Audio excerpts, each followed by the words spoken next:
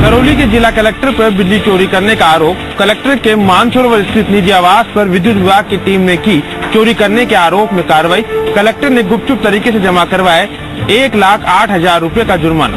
क्या आपने कभी सोचा है कि अगर बिल्ली को दूध की रखवाली सौंप दी जाए तो दूध का क्या होगा, या फिर चोर को चौकीदार बना दिया जाए तो क्या हो सकता है? जी हाँ, आपका सोचना सही है। ना तो दूध बचेगा और ना ही चोरियां रुकेगी। ऐसा ही कुछ हो रहा है प्रदेश में भी।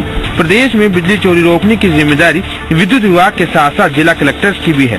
लेकिन जरा सोचिए, अगर खुद जिला कलेक्टर बिजली चोरी करते हुए पकड़े जाए तो फिर आप क्या कहेंगे? कुछ ऐसा ही हुआ है 26 नवंबर को, जब मुख्यमंत्री कलेक्टर एसपी कॉन्फ्रेंस में बिजली चोरी रोकने भी।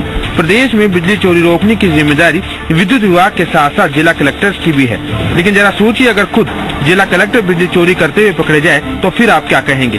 कुछ ऐसा ही हुआ है 26 नवंबर को, जब मुख्यमंत्री कलेक्टर एसपी कॉन्फ्रेंस में बिजली चोरी रोकने के निर्देश कलेक्टर और एसपी को दे रही थी। तब करौली कलेक्टर मनोज कुमार शर्मा के जयपुर स्थित आवास पर विद्युत विभाग की टीम बिजली चोरी करने के आरोप में कार्रवाई कर रही थी। कार्रवाई करने वाली टीम ने लिखा है कि कलेक्टर साहब के घर में जितनी बिजली आ रही थी उतने का बिल नहीं बन रहा था। मतलब या तो मीटर रीडिंग कम दे रहा था या फिर उसमें छेड़छाड़ करके ऐसी कार्रवाई की गई थी कि उसमें रीडिंग ही कम आए। अब इस पूरे मामले में जब हमने जिला कलेक्टर महोदय से संपर्क करने की कोशिश की तो उन्होंने बात करने से पूरी तरह से इनकार कर दिया। जब हमारे करौली संवाददाता ने उनसे बात की तो उन्होंने कहा कि वे जयपुर में हाई कोर्ट में एक पेशी पर आए हैं, और जब जयपुर संवाददाता ने उनसे बात करने की कोशिश की तो उन्होंने फोन पिक करना ही बंद कर दिया। बहुत कम ऐसे अधिकारी हैं जो कि इस तरह की कार्रवाई कर पाते हैं, और अगर किसी अधिकारी ने इस तरह की कार्रवाई की है जिसमें कलेक्टर महोदय स्वयं इन्वॉल्व हैं तो हम उनको बधाई देना चाहते हैं कि उनको करना चाहिए और निष्पक्ष जांच होनी चाहिए, और जो अगर उसमें कोई टेक्निकलिटी कमी थी तो उसको भी सुधारा जाना चाहिए। परंतु यहाँ पर मैं एक बात और जोड़ना चाहता हूँ कि जो मीटर रीडर है, जब तक मीटर रीडर डिपार्टमेंट का नहीं होगा और अगर कॉन्ट्रैक्ट का मीटर रीडर होगा तो ये स्थिति में कोई सुधार होने वाला नहीं है। जिला कलेक्टर के घर पर कार्रवाई करने वाली टीम से जब हमने बात करने की कोशिश की तो उसका कोई भी सदस्य मीडिया के सामने बोलने के लिए तैयार नहीं है। ऐसा में लगता है कि अगर टीम के सदस्यों को पता होता कि जिला कलेक्टर का घर है तो ये कार्रवाई शायद कभी होती ही नहीं। तस्वीरों में दिख रहे इन युवा को आप, हम और हमारे जनप्रतिनिधि विशेष योगजन के नाम से जानते हैं, लेकिन बात राजनीति की हो तो कोई विशेष नहीं होता। यही वजह है कि नोटबंदी पर विपक्ष के हंगामे के बीच संसद में RPWD यानी rights of personality with disability bill अटक गया। दुनिया के सबसे बड़े नशे के कारोबार के खुलासे के मामले में DRI की टीम ने आज छठे आरोपी को भी कोर्ट में पेश किया। छठे आरोपी अनिल मलकानी को कोर्ट ने 17 दिसंबर तक की न्यायिक अभिरक्षा में भेजा। उदयपुर में नशीली दवाओं के काले कारोबार के मामले में आज DRI की टीम ने छठे आरोपी अनिल मलकानी को जिला सेशन न्यायालय में पेश किया, जहां न्यायालय ने मलकानी को 17 दिसंबर तक के लिए न्यायिक अभिरक्षा में भेज दिया। वहीं सुभाष दुधानी और रवि दुधानी सहित अन्य आरोपियों को भी जिला सेशन न्यायालय में पेश किया गया, जहां से सभी 5 आरोपियों की न्यायिक अभिरक्षा को 17 दिसंबर तक बढ़ा दिया गया। अब सभी आरोपियों को फिर से 17 दिसंबर को न्यायालय में पेश किया जाएगा। सेशन न्यायालय में अनिल मलकानी पुत्र नानकराम मलकानी निवासी प्रतापनगर को DRI द्वारा पेश किया गया। जिस फैक्ट्री परिसर में मेथाक्विलिन टेबलेट का निर्माण हो रहा था वो फैक्ट्री परिसर उसके स्वामित्व का है, इसलिए इस दवाओं के निर्माण में उसकी भी संलिप्तता, उसकी भी सक्रिय भूमिका है। लोक अभियोजक प्रवीण खंडेलवाल ने बताया कि जिस फैक्ट्री में नशीली दवाइयों का निर्माण होता था उस फैक्ट्री का मालिकाना हक अनिल मलकानी के पास था, इसलिए उसे आरोपी बनाया गया। अजमेर में अब ई-सुगम की शिकायतों के आधार पर नहीं होंगे विकास कार्य। अजमेर नगर निगम की साधारण सभा में लिया गया बड़ा निर्णय। 17 में से 15 प्रस्तावों पर सर्वसम्मति से बनी सहमति। अजमेर नगर निगम में अब ई-सुगम के माध्यम से होने वाले विकास कार्य अब बिना महापौर की सहमति के संभव नहीं होंगे। यह निर्णय आज अजमेर नगर निगम की साधारण सभा में लिया गया। साथ ही साधारण सभा में निगम की लीज संपत्तियों के विषय को राज्य सरकार के समक्ष रखने का फैसला भी लिया गया है। निगम की साधारण सभा में आज अजमेरू प्रेस क्लब को भवन निर्माण के लिए भूमि आवंटन सहित 15 मुद्दों को सर्वसम्मति के आधार पर पास किया गया। निगम की साधारण सभा को आज स्थगित कर दिया गया है। यह साधारण सभा अब आगामी 7 दिसंबर को फिर शुरू होगी, जिनमें 2 प्रमुख मुद्दों पर चर्चा होनी है, जिनमें अजमेर के परकोटे के मॉडल बायलॉज का प्रस्ताव भी शामिल है। नगर निगम की साधारण सभा में परकोटे के लिए मॉडल बायलॉज पर चर्चा सहित एक अन्य प्रस्ताव पर चर्चा होना शेष है। अब यह साधारण सभा आगामी 7 दिसंबर को आयोजित की जाएगी। प्रदेश में छात्र छात्राओं को मिलने वाली स्कॉलरशिप के लिए ऑनलाइन पोर्टल का शुभारंभ किया गया था, लेकिन इस ऑनलाइन पोर्टल में कई सारी समस्याएं सामने आई, जिसके बाद में छात्र छात्राओं को काफी दिक्कतों का सामना करना पड़ा। ऐसे में राज्य सरकार ने एक बार फिर से नए पोर्टल का शुभारंभ किया है। जब प्रदेश में स्कॉलरशिप के लिए ऑनलाइन पोर्टल आया तो स्टूडेंट्स के चेहरे खिल उठे, क्योंकि उन्हें घर बैठे स्कॉलरशिप मिलने लगी। लेकिन ऐसा नहीं हो पाया, बल्कि समस्याएं और बढ़ने लगी। एमपी के डीओपी के सहयोग से बनाए गए इस पोर्टल पर काफी खामियां थी। यदि एक आवेदक की गलती या कुछ खामियां मिलती तो सभी स्टूडेंट्स को स्कॉलरशिप में लेट होना पड़ता, जिससे न तो स्टूडेंट्स को सही वक्त पर स्कॉलरशिप मिल पाती और उनका सिरदर्द और बढ़ जाता। ऐसे में अब प्रदेश सरकार ने उत्तर मैट्रिक छात्रवृत्ति के लिए तैयार किए गए नवीन पोर्टल की शुरुआत की है। पहले का छात्रवृत्ति का पोर्टल मध्य प्रदेश एनसीआर द्वारा तैयार किया गया था, जिसमें कई खामियां थी, जिसके कारण विद्यार्थियों को भुगतान समय पर नहीं हो पा रहा था। ऐसे में राज्य सरकार ने एक और नया पोर्टल जारी किया है। कमियों को हमने दूर किया है, अभी कर दिया। और अब राजस्थान डीओटी के साथ हमने उनसे आग्रह किया है कि हमारे इस स्कॉलरशिप के पोर्टल को आप ले लें। इन सब कमियों को जो अनुभव आएंगी इनको भी हम दूर कर पाए और आगे, क्योंकि राजस्थान में हमारा डीओटी के साथ सीधा रहेगा, तो कोई भी बात होगी, अगर दोपहर में जरूरत पड़ी तो हम शाम को भी बात कर सकते हैं। उनके साथ कई तरह की दिक्कतें हमें आती थी, कई बार डाटा को ट्रांसफर करने में दिक्कत आती थी। अब हमने किया, इसमें कई सिक्योरिटी के भी चेक इसके ऊपर पूरे लगा दिए हैं। स्टूडेंट्स को ध्यान में रखते हुए ऑनलाइन आवेदन की प्रक्रिया एकदम सरल रखी गई है, ताकि समस्याएं और जटिल न हो सके और स्टूडेंट्स को आसानी से उनकी छात्रवृत्ति मिल सके। कोचिंगों में पढ़ने वाले विद्यार्थियों की आत्महत्या के मामले में बाल संरक्षण आयोग हुआ सख्त। पूरे प्रदेश से मांगी गई आत्महत्या करने वाले विद्यार्थियों की सूची कोचिंग संचालकों से बाल संरक्षण आयोग करेगा सवाल। प्रदेश के कोटा ही नहीं बल्कि हर जिले में कोचिंग में पढ़ने वाले छात्रों की आत्महत्याओं पर कोई एक्शन नहीं होता, लेकिन अब बाल संरक्षण आयोग ने पूरे प्रदेश खासकर कोटा में ऐसे छात्रों की सूची मांगी है जिन्होंने कोचिंग करते वक्त आत्महत्या की हो। ब्यौरा आ जाने के बाद संबंधित कोचिंग सेंटर संचालक से आयोग न केवल सवाल करेगा, बल्कि भविष्य में छात्र किसी भी डिप्रेशन में आकर कोई ऐसा कदम न उठाए, इसे सुनिश्चित करना होगा। बाल संरक्षण आयोग के अध्यक्ष मनन चतुर्वेदी ने झुंझुनू कलेक्टर में अधिकारियों के साथ बैठक की, जिसमें उन्होंने अधिकतर सवालों के जवाब अधिकारी नहीं दे पाए। उन्होंने चिंता जताई कि बाल किशोर न्यायालय से जुड़े 277 केस अभी पेंडिंग है। इसके अलावा उन्होंने टास्क फोर्स और रेस्क्यू के बारे में भी जानकारी मांगी, तो वो भी अधिकारी संतोषप्रद जवाब नहीं दे पाए और एक दूसरे पर टालते देखे गए। आयोग इस मामले में माता पिता से भी बातचीत करेगा और उन्हें प्रेरित करेगा कि वे अनावश्यक दबाव है वो बच्चों पर न बनाए, ताकि बच्चे आत्महत्या जैसे कदम न उठा पाए। बेटी को प्रोत्साहन देने के लिए प्रतापगढ़ के जिला कलेक्टर नेहा गिरी ने नई पहल शुरू की है। अब बेटियों के जन्म पर उन्हीं के माता पिता द्वारा अस्पताल परिसर में पौधारोपण करवाया जाएगा। इसके तहत बेटी बचाओ का और पर्यावरण संरक्षण का संदेश दिया जाएगा। जिला कलेक्टर नेहा गिरी ने पदभार ग्रहण करने के बाद कई अभियान शुरू किए हैं। उन्हीं में से एक है लाड़ो वृक्ष का ये अभियान, जिसके तहत हर बेटी के जन्म पर अस्पताल प्रशासन बेटी के माता पिता द्वारा उसके जन्मदिन को यादगार बनाने के लिए परिसर में पौधे लगवाएंगे। यह फैसला जिला स्वास्थ्य समिति की बैठक में लिया गया। कलेक्टर नेहा गिरी ने कहा कि इस योजनाओं से बेटियों को बचाने की मुहिम को बल मिलेगा, साथ ही पर्यावरण संरक्षण भी होगा। गौरतलब है कि नेहा गिरी ने पदभार ग्रहण करने के बाद अब तक जिले को कई योजनाओं की सौगात दी है। ये अभियान भी उन्हीं में से एक है। हर एक बच्चे के जन्म के वक्त उसके माता पिता द्वारा राजकीय जहाँ पर भी चिकित्सालय या कोई भी राजकीय मेडिकल इंस्टीट्यूशन में उसका जन्म होता है, तो उसके प्रांगण में उसके माता पिता द्वारा अस्पताल प्रशासन के सहयोग से एक वृक्ष लगाया जाएगा। वृक्ष उसके माता पिता की चॉइस के हिसाब से हो सकता है। जिला कलेक्टर नेहा गिरी ने अब तक प्रधान समाज जैसे अभियान से कई समस्याओं का निराकरण भी किया है और अब बेटी बचाओ अभियान और पर्यावरण संरक्षण के लिए भी कलेक्टर काफी सजग नजर आ रही हैं। कोटा में आरएसी के सिपाही ने अपने साथी सिपाही पर ही कर दिया फायर। बाल बाल बचा है साथी सिपाही। मामला दादाबाड़ी इलाके का है। जहां आरएसी के सिपाही ने अपने साथी सिपाही पर फायर कर दिया। इस घटना में ड्यूटी पर तैनात सिपाही बाल बाल बच गया। पुलिस का कहना है कि भरतपुर निवासी बाबूलाल कोटा में आरएसी में सिपाही के पद पर तैनात है। वहीं आरएसी में ही सिपाही धर्मवीर से बाबूलाल का पुराना विवाद चल रहा है, जिसके चलते धर्मवीर कई बार बाबूलाल से मारपीट भी कर चुका है। देर रात दोनों ड्यूटी पर तैनात थे। इस दौरान धर्मवीर ने राइफल से बाबूलाल पर फायर कर दिया, लेकिन बाबूलाल बाल बाल बच गया।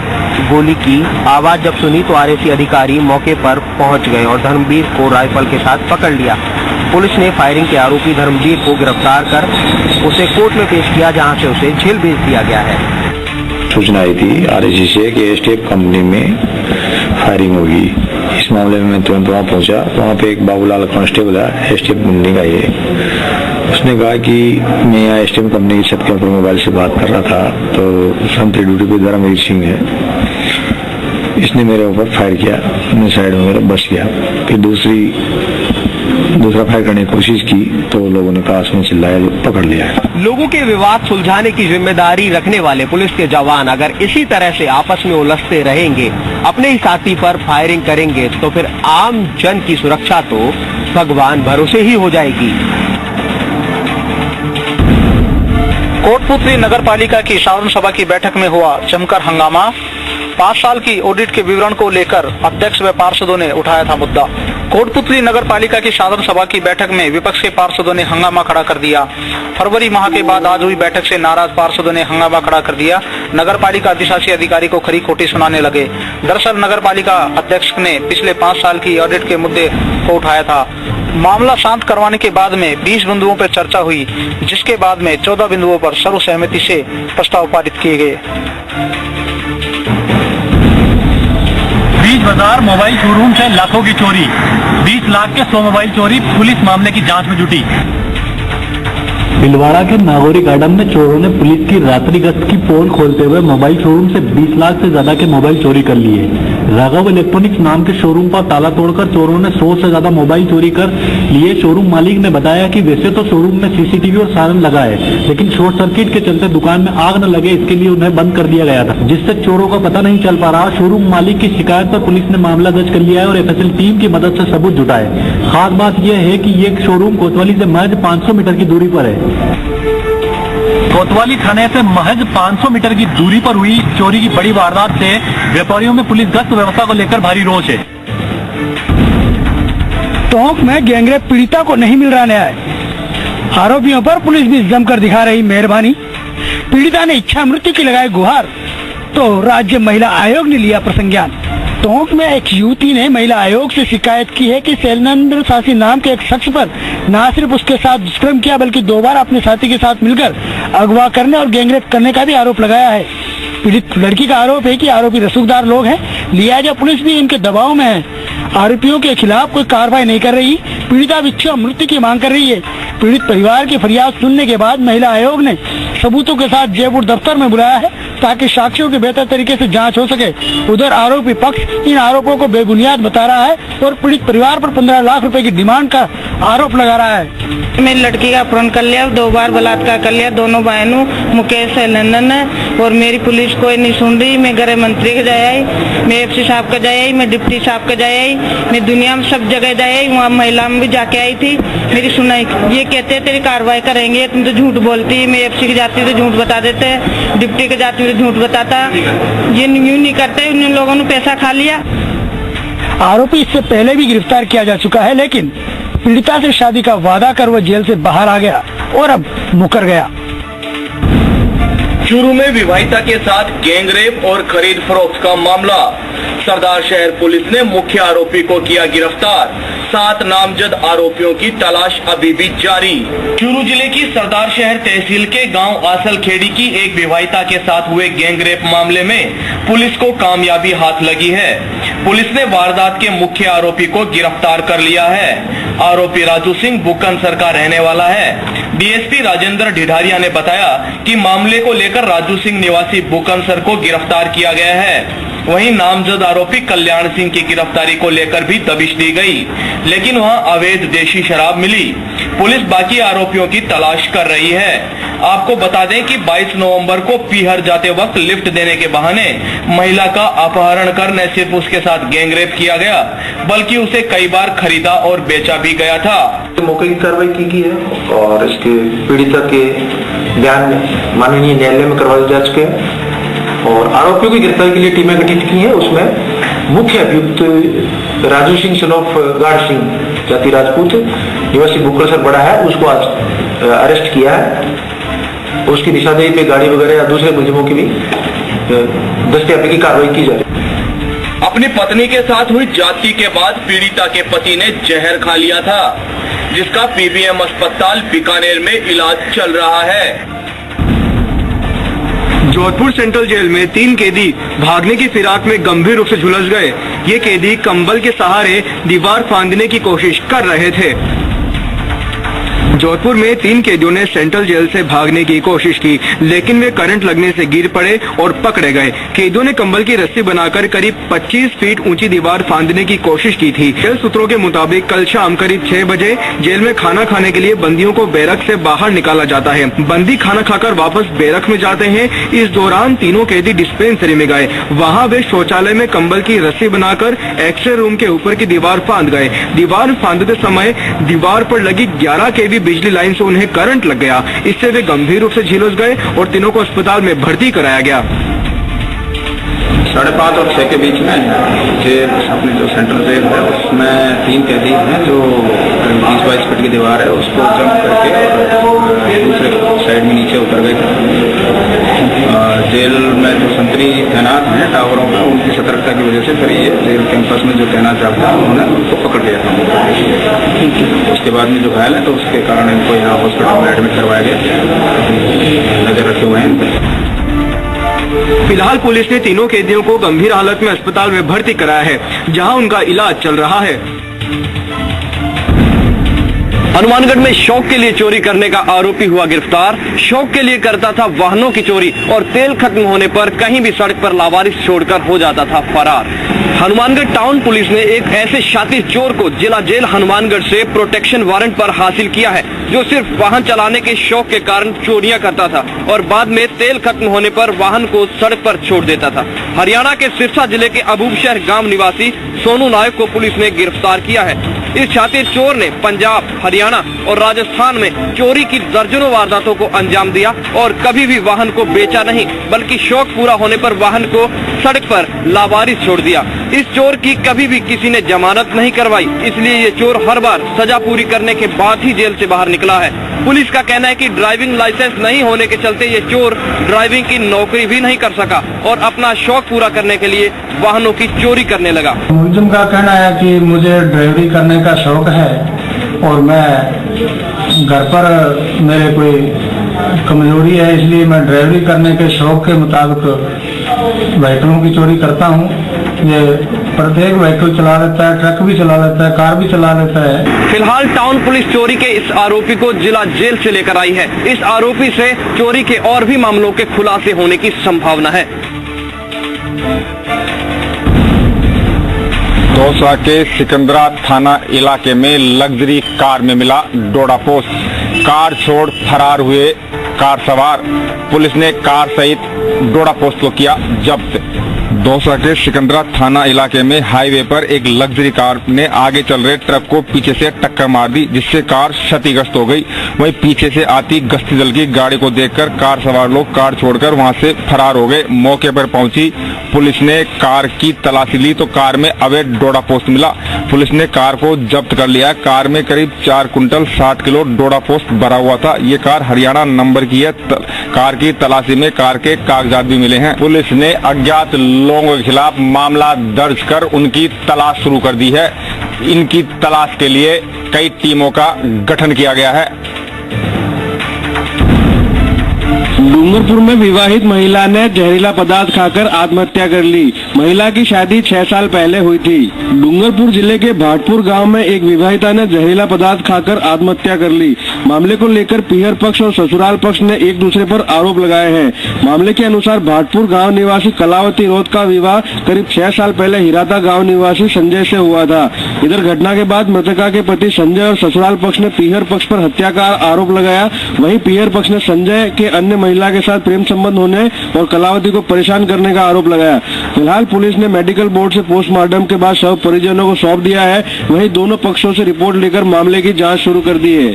इसने आपकी गिरे के लिए आकर के कोई पॉइजन वगैरह खा करके इसने अपनी ईल अलग समाप्त कर ली थी और उसके यहाँ पर पोस्टमार्टम के लिए आए थे लोग। दोनों पीहर पक्ष और ससुराल पक्ष दोनों यहाँ पर इकट्ठे हैं। पुलिस है, प्रशासन है और इसका पोस्टमार्टम के लिए मेडिकल बोर्ड का गठन कर दिया गया है। दोनों पक्षों के एक दूसरे को जिम्मेदार ठहराने के चलते मामला उलझ गया है, इसलिए पुलिस दोनों पक्षों की शिकायतों को ध्यान में रखकर जांच कर रही है। 12 में नोटबंदी के बाद पहली बार लहसुन की मंडी में आवक हुई शुरू। लहसुन की आवक पहुंची 10,000 कुंटल। 12 जिला मुख्यालय पर स्थित कृषि उपज मंडी में नोटबंदी की घोषणा के बाद पैसों की किल्लत के चलते लहसुन मंडी को बंद कर दिया गया, जिसके चलते पिछले 23 दिन से लहसुन की मंडी बंद थी। नोटबंदी के बाद आज पहली बार मंडी खुली तो लहसुन की मंडी में जमकर आवक हुई और 10,000 से अधिक कुंटल लहसुन मंडी में बिकने पहुंचा। वहीं अधिकतम कीमत 8,500 रुपए प्रति कुंटल के भाव से बिका। किसानों को लहसुन का भाव अच्छा मिल रहा है, लेकिन पैसे नगद नहीं मिलने से किसान मायूस हैं।